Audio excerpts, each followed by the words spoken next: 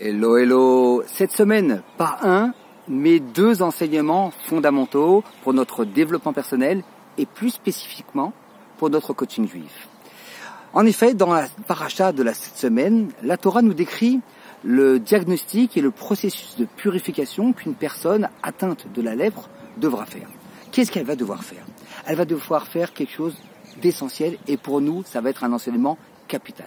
Premièrement, un devoir introspectif. Elle va devoir chercher en elle pourquoi est-ce qu'elle a ce problème matériel. Parce que ne l'oubliez jamais, toute matérialité prend sa source dans la spiritualité.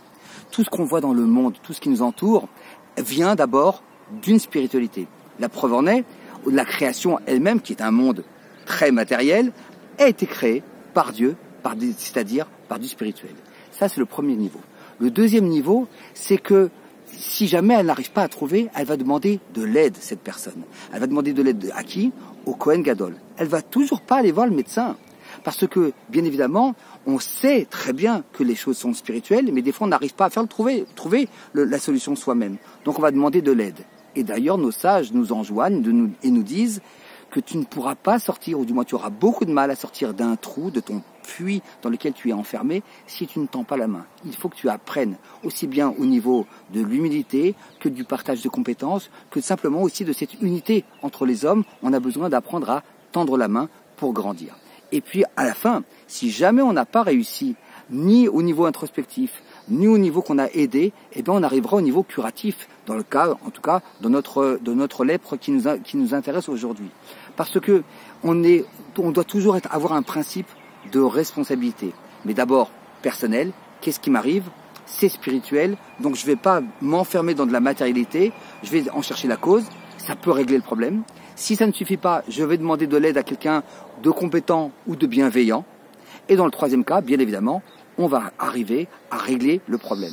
Donc, faisons en sorte qu'on ne puisse s'arrêter d'abord qu'au premier stade, voire même avoir une vie, on peut rêver, idyllique et de ne pas être confronté à des problèmes de matérialité, quels qu'ils soient de santé, ou financiers, ou affectifs, ou émotionnels, ou quoi que ce soit. En tout cas, un retour introspectif, puis une demande d'aide à des gens compétents ou bienveillants, et ensuite, s'il n'y a pas le choix, eh ben de traiter le problème, parce que si on traite le problème dès le début, c'est pourquoi je vous l'ai donné dans cet ordre-là, parce que si on commence simplement par régler le problème, comme malheureusement nous le faisons souvent, eh bien on risque de ressembler à cette personne qui va voir sur son tableau de bord une lumière rouge clignotante et qui dit non, non, c'est rien du tout, ou bien qui va tout simplement couper le fil pour que la lumière ne fasse pas son appel. Est-ce que ça va régler le problème pour autant? Bien évidemment que non.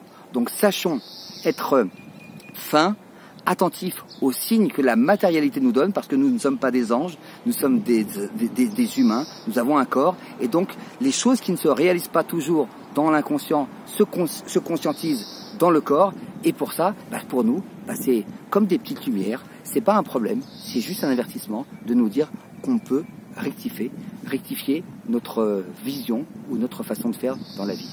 Je vous souhaite Shabbat Shalom, et à très bientôt.